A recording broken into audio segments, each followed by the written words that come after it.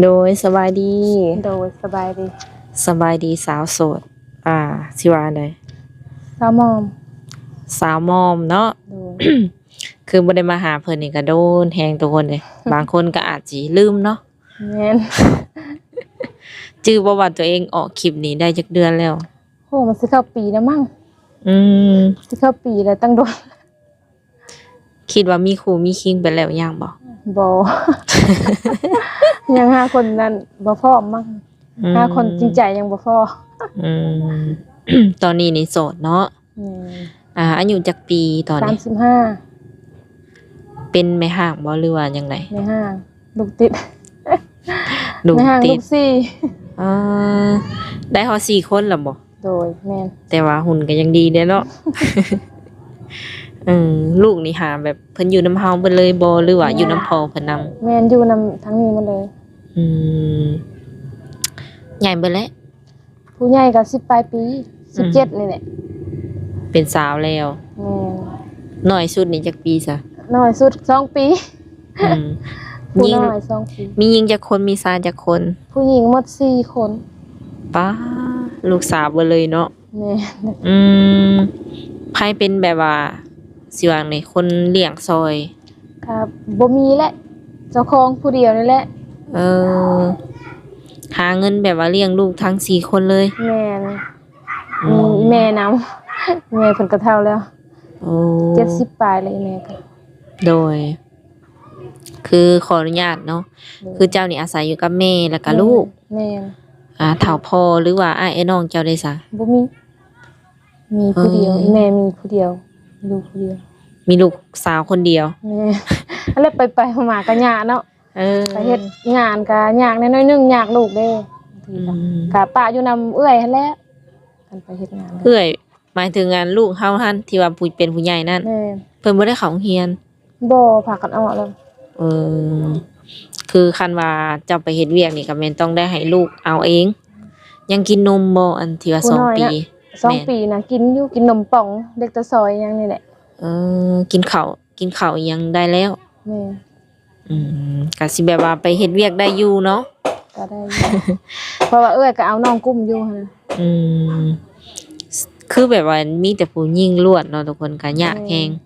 ให้หน้าตากร้าบ่ได้เฮ็ดเลยบ่ซะ บ่ให้คนเฮ็ดมันยากบ่มีไผไทยอีหยังนี่แหละ อืม คันเฮ็ดก็ต้องได้จ้างหมดเนาะอีหยังก็ซ้ำซื้อข้าวกินหั่นน่ะก็เลย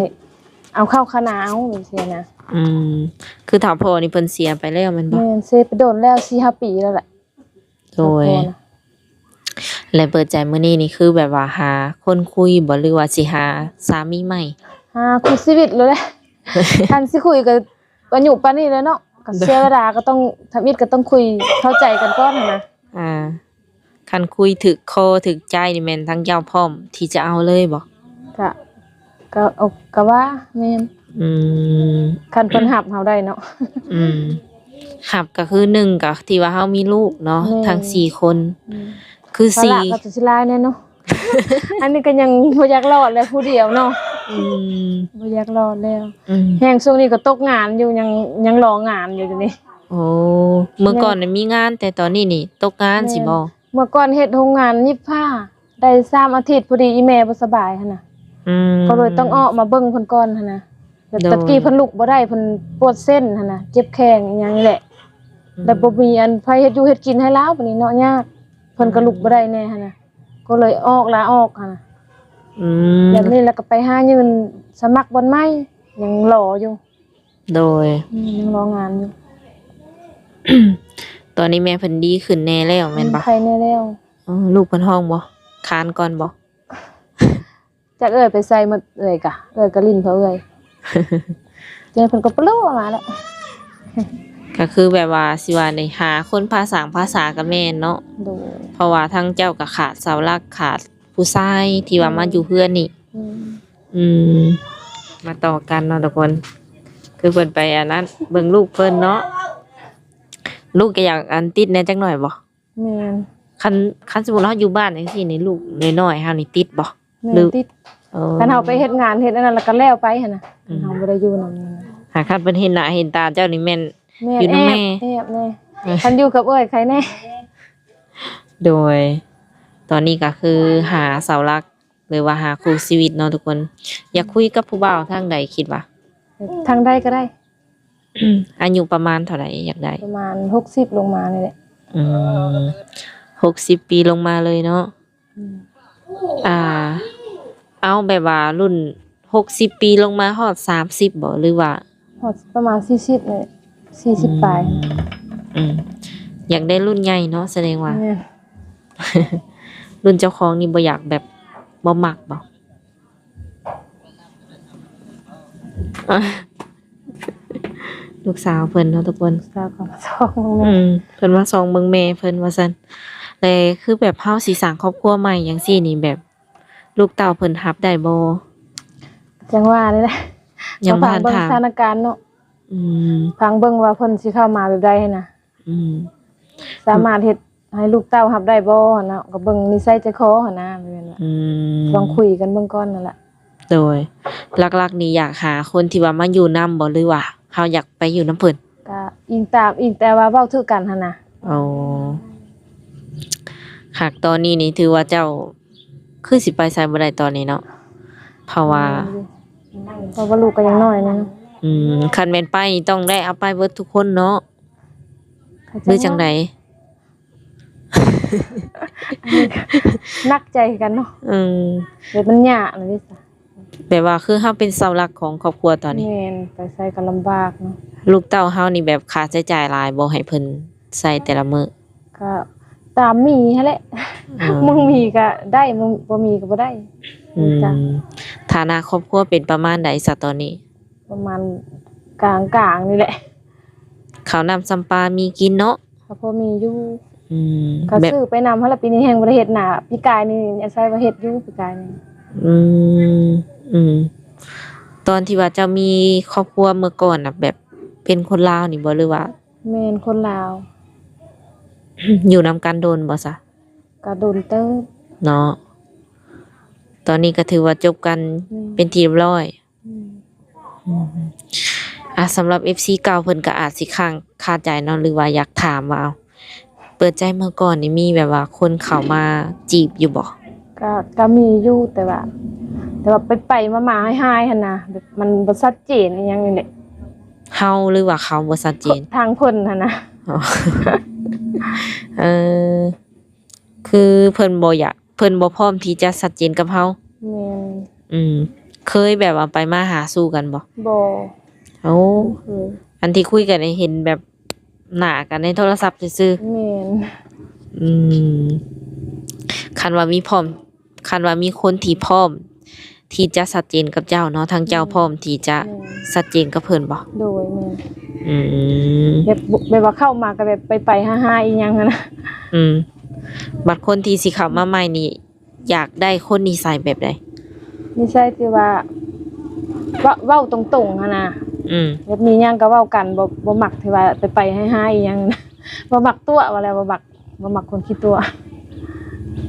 เพราะที่ว่าพ่อมาแล้วเนาะ มีคนขี้ตัวอันน่ะ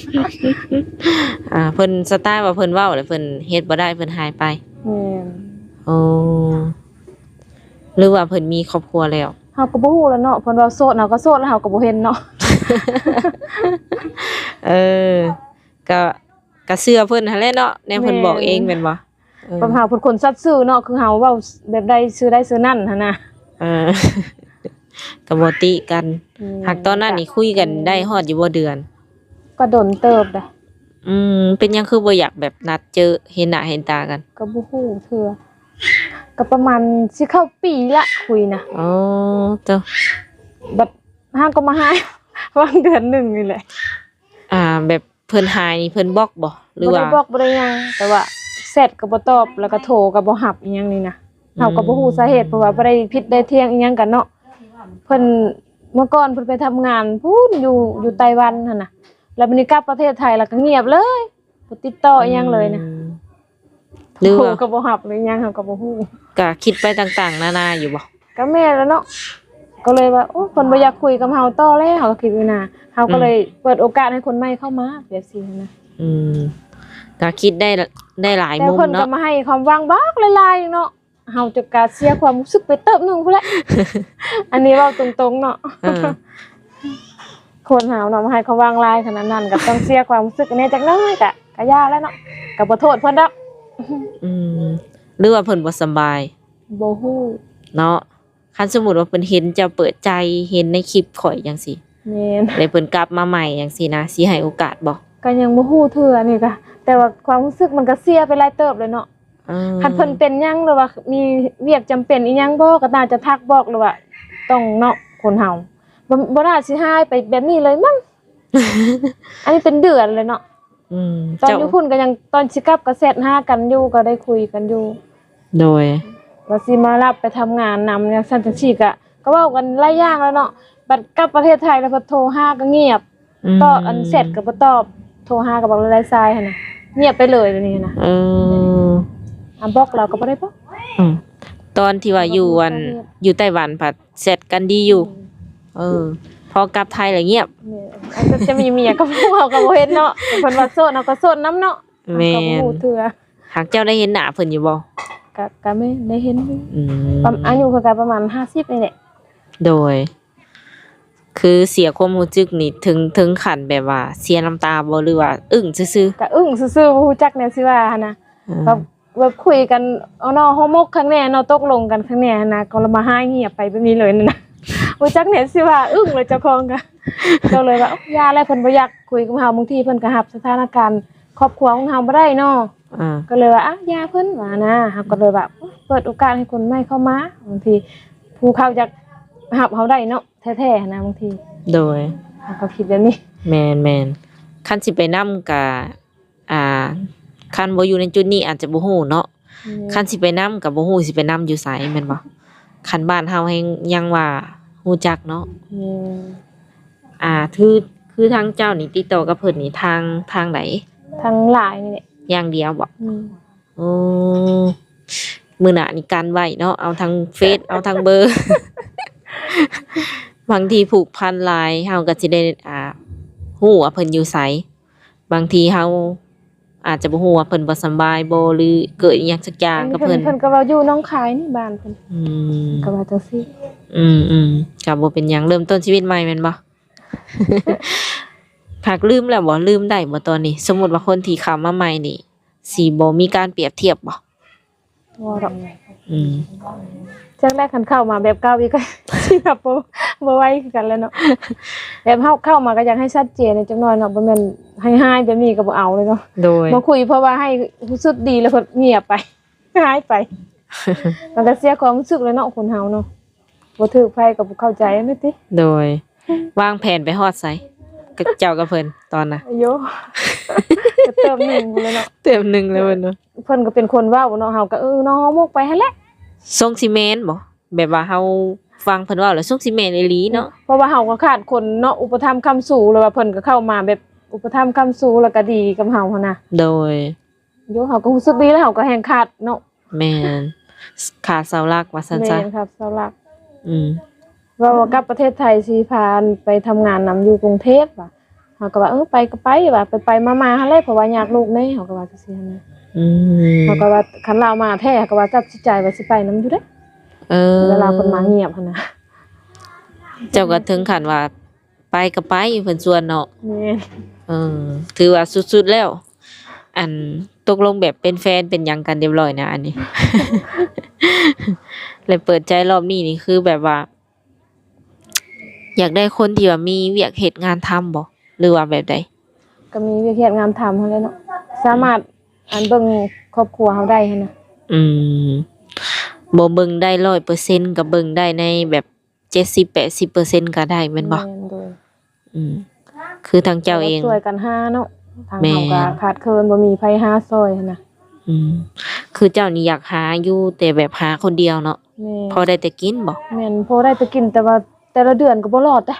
เออ ค่าใช้จ่ายมันหลายเนาะผู้เดียวหานี่นะจักอีหยังอีหยา อืม ลูกก็จนบ่ได้เรียนเลย เออ ออกมป.3นิดหน่อย2คนนั่นแหละ อืม มันบ่มีอันไปต่อเลยจ้ะ โดยลูกทั้ง4นี่ได้เรียน2แต่ว่าออกแล้ว2คนนั่นก็เนาะอัน ผู้ เพราะ ใหญ่น่ะจบม .4 ก็ออก อ่านได้อยู่แสดงว่า อืม ผู้น้อยเห็นได้ นี่ ซะ ยังบ่ผู้สองคนน้อยยังบ่เป็นเด้ เออ ป.3เนาะสิเป็นหยังป.3นึง โดย กำลังเฮียนได้สำนั้น อืม ขาดแคลนขาดเคินเนาะ อืม คันสิ ลำบาก คันสิส่งเสริมต่อก็ย่านไปบ่รอดบ่ แม่นแต่นี่ก็ยังบ่อยากรอดแหละ บ่อยากรอด แม่ อันนี้ยังตกงานนี่ อื้อหือง านก็ยังบ่ได้เฮ็ด ถือว่าเป็นผู้หญิงที่ว่าเก่งสุดเนาะทุกคน บ้าท่อสุดๆอ่ะ ม ท่อแฮงรู้สึกว่าตอนนี้ท่ออะไรมันแบบคิดบ่เข้าบ่ออกมันมืนตึ๊บเด้ซะคนเดียวเนาะ ออ แต่ว่ามันก็ถอยบ่ได้เด้ซะท่อก็ อืมเวลาแบบเข้าท่อเข้าหยังก็มีที่ปรึกษาอยู่บ่ ก็บ่มีแหละคนเดียวจักสิไปศึกษาไผ แบบพี่น้อง คนเดียว พี่น้องที่เฮาไว้มกไว้ใจอย่างสิมีบ่ บ่มี อื บ่มีอ้ายเอ้ยน้องทางใดเพิ่งไผบ่ได้เลยนะนี่เดี๋ยวนี้ เออ แม่นบ่มีที่เพิ่งเลยยังที่เพิ่งคนเดียวแล้วก็หายไปเลยยังว่า อายเพิ่นเนาะ ทิ่มกันอันครึ่งทางเลยยังว่า เอ้ยทางนี้ก็ลอเกอร์ซื่อ ลอเกอร์อะไรยังว่าตัวให้ลอเกอร์เลย ๆหากเพิ่นก็ ก็ ถือ ยาแล้วบ่ได้โทษเพิ่นดอกเพิ่นก็มีเหตุผลของเพิ่นมั้งเนาะ โดย ก็คิดไปทางบวกก่อนว่าซั่นจ้ะ โดยก็บ่ได้อันนั้นดอก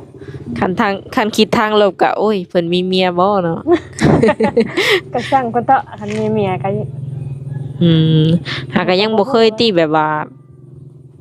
ยังบ่เคยถือคนที่ว่ามีเมียเลยมาลมติ บ่ อ๋อยันว่าแบบเมียก็จะมาหาจังซั่นจังซี่ก็ดีไปเนาะ ก็สู้ บ่ ๆ มี ก็ ที่เราบ่มีดอก อืม บ่เจอตัวเอง ปลอบใจตัวเองเพิ่นเอ้ยเปิดใจครั้งนี้ก็มีแบบช่องทางติดต่อให้ผู้บ่าวอยู่บ่ ก็มีอันไลน์เฟซนั่นแหละไลน์กับเฟซ ไลน์ก็ตั้งเป็นที่เรียบร้อยบ่ โดย อ๋อคือเจ้านี่แบบมีเวลาว่างเล่นโทรศัพท์อยู่บ่หรือว่าเอาแต่ลูก ก็บ่ค่อยมีเวลาปานใดเพราะว่าโทรศัพท์ก็เครื่องเดียวบางทีลูกก็เบิ่งการ์ตูนเด้ตอนกลางคืนก็ โดย 8-9 โมงผู้จังนอนอันน้อยๆนั่นน่ะ คันสมมุติว่าเฮาเอาโทรศัพท์มาเพิ่นให้บ่ ฮะ คันสมมุติว่าเฮาเอาโทรศัพท์มาจากเพิ่นแล้วเพิ่นสิให้บ่ ก็ให้นั่นแหละ เออ แต่ว่าผู้นั้นผู้นี้โทรมาเราก็ให้แม่ได้แหละ โอ้ แล้วก็ห้องได้แม่นั่นนี่แหละ โดย เพิ่นก็ให้แม่เพิ่นนั่นลมอยู่ แม่น อืมโทรศัพท์เครื่องเดียวลิ้น4คนบ่ ฮะ โทรศัพท์เครื่องเดียวลิ้น4คน บ่ลิ้นกับผู้น้อยนี่แหละ โอ้ผู้ใหญ่2คนมีแล้ว มีเครื่องหนึง อื มี ม 2คนก็เบิ่งนํกันหั่นน่ะ โดย ตอนนี้นี่ถือว่ายังตกงานแล้วก็อยู่เฮือน อืม คือขับมาก็อยู่เฮือนซ้ำมาก็อยู่เฮือนนี้หรือว่าไปเล่นไปเที่ยวอยู่บ่ ก็ไปลิ้นใกล้ๆนี่แหละพาลูกไปลิ้นกลางบ้านใกล้ๆแล้วก็มา ยังรองานอยู่คือว่าเพิ่นโทรเอิ้นว่าวันที่1นี่แหละว่าสิไปเริ่มงานหั่นน่ะ โอ้โดยใกล้สิฮอดแล้วซะเนาะ แม่น ที่ซาวปลายแล้วเด้ อืม เจ้าเองก็แบบ ได้แฮงน้อยๆนึงเนาะ ได้แฮงบ่ แม่ อยู่เหือนละล่ะก็เซ็งเลยเนาะ อืม เพิ่นกินทุกมื้อเพิ่นขะลายข้าวเพิ่นบ่มีเนาะฉันสิเอาหยังให้ลูกกินก็อุกอยู่แล้วนี่ตกงานเนาะ แม่น ก็เลยว่าโอ้โดนปานใดเด้เพิ่นจังสิเอิ้นนั่นไปเฮ็ดงานเทื่อน่ะ เออ ของมึงของวันนี่แหละเห็นมื้อนี้เด้เพิ่นโทรมาหาลูกสาวเด้ อืม ว่าวันที่1เด้อให้ไปอันนั้นงานว่าจังซี่นะ ดีใจแล้วบัด ก็ดีใจแน่นเติบนึง แม่ ไปกับลูกสาวคนใหญ่นั่นแหละไปสมัครนำกันงานไม่อัดเด้รักสะหกนี่เด้ อืม มันเปิดรับสมัครเอาคนหลายอยู่ว่ะเป็น โดย 100 200บ่นะ บัดนี้ก็ไปกับลูกสาวก็คือสิ ก็ ใครแน่ เที่ยวเอาแหละขี่รถเที่ยวเอาแหละ ขี่รถจักรเอง แม่นกินอยู่เอง เออ ก็มันยากตอนนี้เนาะพอสิฮอดเดือนจักสิรอดไปบ่อยู่นี่ ค่าน้ำมันนี่ยังนี่เนาะ แม่น กินนี่ยังอุ๊บอยู่นี่ก็ดี ลองเบิ่งก่อนลองเบิ่งก่อน ว่าใครก็บ่มีเวียกเฮ็ดเนาะ แม่น ก็ยังใครน้อยหนึงว่าได้เฮ็ดนั่นนะก็เดินหั่นน่ะ อืม เฮ็ดได้ผู้เดียวลำบากนี่ว่ะ ในใดก็สู้ล่มบ่ได้ล่มได้ก็ให้ลูกไวๆอันนี้ โดย เพราะว่ามันหลายปากหลายท้องเนาะ นี่ ที่ว่าเราต้องดูแล อืม ที่จริงก็แบบว่ามันดูแลก็มีแต่ลูกแต่เต้านี่แหละ อืม หักเพียงแต่ว่าเราบ่มีเงินเนาะ บ่มี มันแหละคือลำบาก เฮาสิเฮ็ดหยังก็บ่มีทุนมีหอนั่นน่ะ อืม มันก็ยากไปหมดทั้งนั้นเนาะ โดยโอเคเนาะทุกคน คือทางเอ้ยเพิ่นก็เปิดใจว่าซั่นซะเนาะตอนนี้นี่ยังบ่มีไผเข้ามาคุยจักคนบ่หรือว่ามีอยู่ บ่มี อันที่มีคนเดียวก็หายไปเลย หักเจ้าก็ซื่อสัตย์กับเพิ่นเนาะ เอาก็สู้ได้ตั้งแต่คุยกับเพิ่นก็สิเข้าปีเขาก็บ่ได้คุยไผเลยก็บ่ได้เปิดใจเลยได้เอาก็สิมาเปิดนี่แหละก็พยายามติดต่อเพิ่นเต็มที่เลยได้นี่นะจังสิมาเปิดคิดว่าเพิ่นก็จังสิหายไปเลยแล้วมั้งว่ะอีกอย่างก็จะรับฐานะของเฮาบ่ได้บ่หรือว่าจังได้แหละคุยกันเอาเนาะฮอร์โมนข้างในเขาบอกเขาเจอเลยเนาะตั้งก็วางอนาคตคือไปไกลแหละเงียบหายหั่นน่ะบ่มีเหตุผลเลยแบบหายไปเลยหั่นน่ะ แปลกใจ แปลกพยายามติดต่อโทรจากเราซ้ายก็บ่รับแต่ติดแต่บ่รับ เออ เพชรเพิ่นก็มีแต่เฮาบ่ได้ติดต่อทางเพชรติดต่อทางไลน์เพชรน่ะลูกสาวเฮามีเพิ่นเอาเพชรลูกสาวเฮานำผู้น้อยนี่เด้ โดย ก็โทรเว้าน้ำลูกน้ำเต้าเฮาข้างแน่เด้